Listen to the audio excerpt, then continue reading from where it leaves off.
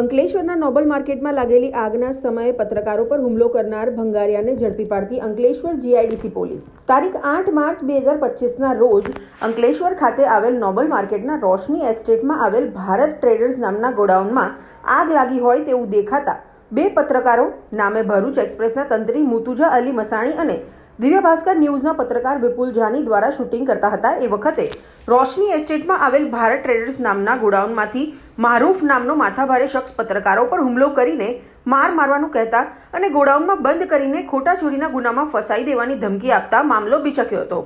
તુરંત પત્રકારો દ્વારા અંકલેશ્વર જીઆઈડીસી પોલીસે જાણ કરાતા અંકલેશ્વર જીઆઈડીસી પોલીસનો સ્ટાફ ઘટના સ્થળે પહોંચી ગયા હતા.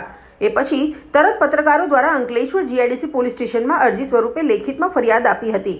ત્યારે બાદ તારીખ 12 માર્ચ 2025ના રોજ અંકલેશ્વર જીઆઈડીસી પોલીસ મથકે એફઆઈઆર નોંધાતા આજ રોજ આરોપીને અંકલેશ્વર જીઆઈડીસી પોલીસે અટક કરીને કાયદેસરની કાર્યવાહી હાથ ધરી હતી. અઝર પઠાણ, અંકલેશ્વર.